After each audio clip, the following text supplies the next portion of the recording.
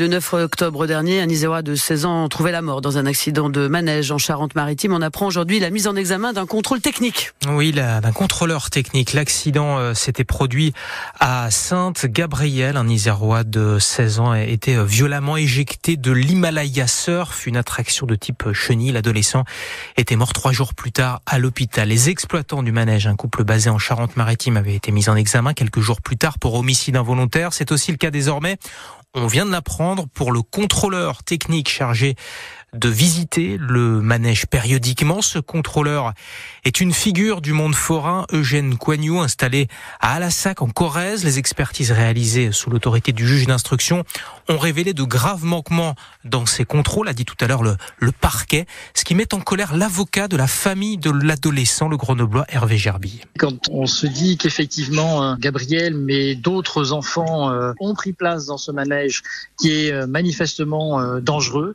qui devait être mis hors d'état de circulation, et que malgré tout une expertise technique a conclu à ce qu'il puisse être mis à disposition de jeunes utilisateurs, c'est une erreur d'une gravité qui justifie la mise en examen pour homicide involontaire. J'irai beaucoup plus loin, ce qui est inquiétant, c'est combien de manèges qui ont fait l'objet d'une validation par ce contrôleur technique sont aujourd'hui en circulation. Eugène Coignoux, qui est donc mis en examen pour homicide involontaire et pour mise en danger de la vie d'autrui. Il a été laissé libre sous contrôle judiciaire contre une caution de 10 000 €. Eugène Coignoux, qui balaie ces accusations, ce spécialiste reconnu de la sécurité l'affirme. L'Himalaya Surf fonctionnait parfaitement lorsqu'il l'a contrôlé 7 mois avant l'accident. Bien sûr qu'il fonctionnait normalement. Moi, j'ai fait des essais adéquats par rapport aux fermetures et à la sécurité du public. Il n'y avait aucun problème particulier. Après, 9 mois se passent. Je ne sais pas les montages, les démontages, comment ils sont passés. Je dis simplement que moi, mon métier, je l'ai fait. Je le fais depuis 21 ans. J'ai sauvé des dizaines de vies sans aucune prétention. Et là, on m'accuse d'en avoir pris une.